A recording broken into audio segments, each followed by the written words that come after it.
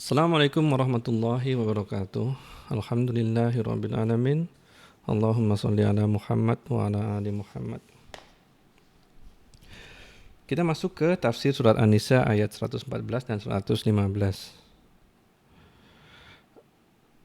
Sebelumnya saya mau bercerita sebuah kisah yang melatari turunnya ayat ini. Di zaman Rasulullah SAW di Madinah, ada seorang dari golongan Ansor bernama Su'mah. Su'mah mencuri perisai milik pamannya. Nah, kemudian Su'mah takut ketahuan sehingga dia meletakkan perisai itu kepada seorang Yahudi dan dia membuat plot, membuat makar, membuat rencana bersama keluarganya supaya orang Yahudi inilah yang dituduh sebagai pencuri. Supaya Su'mah bisa lepas dari hukuman. Teman-teman tahu kan hukuman dari pencurian adalah dipenggal, dipotong tangannya. Nah, kalau kita kembali ke ayat 110, 111, 112, 113, kita akan tahu bahwa cerita ini sangat membantu kita memahami pesan-pesan Allah dalam surat An-Nisa ini. Yang pertama adalah ayat 110, Su'mah, dia berbuat kejahatan, mencuri.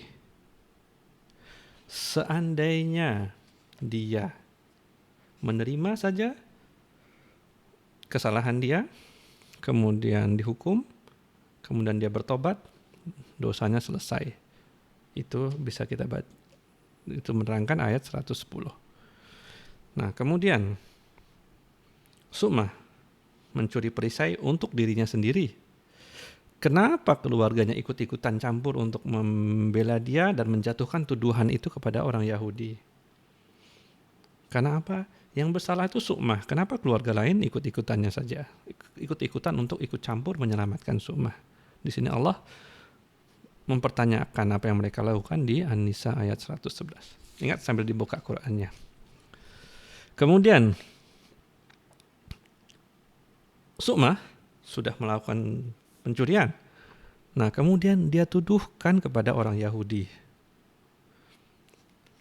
Kita bisa lihat teguran itu di ayat 112. Kenapa kalian sudah melakukan kesalahan, kemudian kalian mau selamat dari hukumannya, kalian tuduh orang lain yang nggak bersalah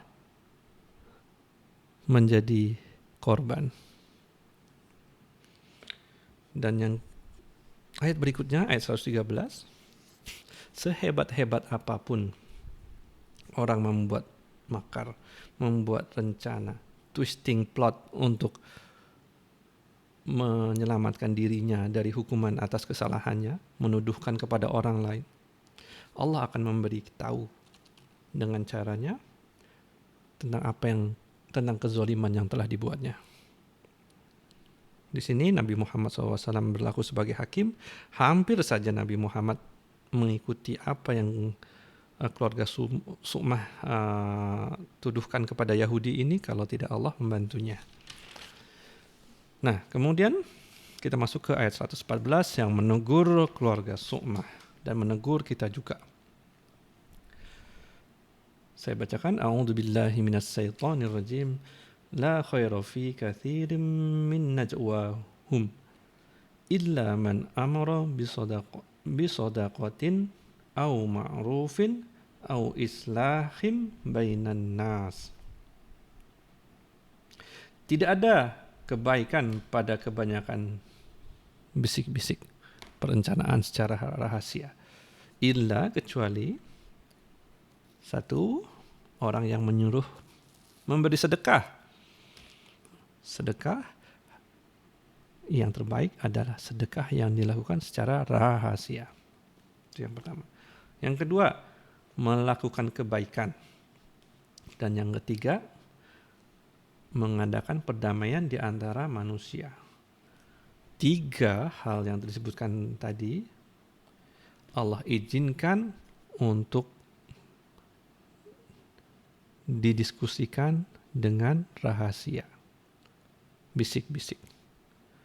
Jangan seperti keluarga Su'mah berdiskusi dengan rahasia untuk menimpakan kesalahan kepada orang yang tidak bersalah, orang Yahudi. Nah, kemudian wa may yaf'al dzalika ibtigha'a maradatillahi fasawfa nu'tihi ajran 'azima. Nah, bisik-bisik berdiskusi secara rahasia itu bukan perbuatan yang disukai, tetapi kalau itu untuk dilakukan demi kebaikan, maka Allah akan beri pahala yang besar. Dan barang siapa berbuat demikian, berbuat bisik-bisik karena mencari keridhaan Allah, maka kelak akan kami beri dia pahala yang besar. Ayat selanjutnya, وَمَنْ يُشَاقِقِ الرَّسُولَ مِنْ بَعْدِ مَا تَبَيَّنَ لَهُ الْهُدَى.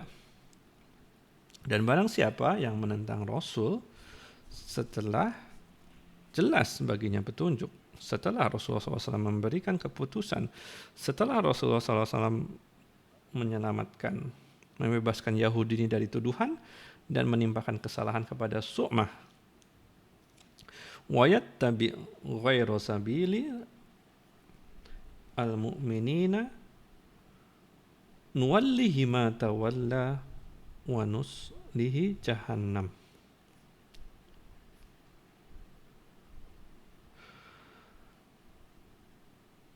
Wa yattabi ghayra sabilil mu'minina, dan mengikuti jalan-jalan orang-orang yang tidak beriman. Nuwallihi, kami palingkan dia dari apa yang dia kuasai dan kami masukkan ke dalam jahannam. Karena kesalahan yang Nu'man lakukan, mencuri, kemudian setelah itu mencari dukungan, kemudian dia menuduh pencurian itu dilakukan oleh orang yang tidak bersalah. Lebih dari itu, dia membuat keluarganya membela dia, bersekongkol, bersiasat supaya jatuh hukuman kepada orang Yahudi tadi, maka Allah memberi, maka dia menjadi terlepas dari jalan orang-orang yang beriman. Apa yang terjadi? Su'mah tetap tidak terima keputusan apa yang Rasulullah SAW sudah tetapkan. Dia lari dari Madinah ke Mekah, bergabung dengan Quraisy. Lebih dari itu, dia keluar dari Islam. Nah, itu kenapa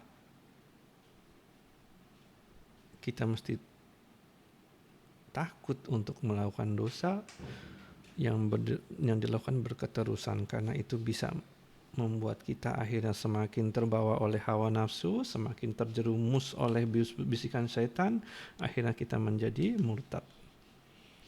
Hukuman dari kemurtadan adalah masuk ke dalam neraka jahanam, wasa'at masira, dan itu seburuk-buruknya tempat kembali.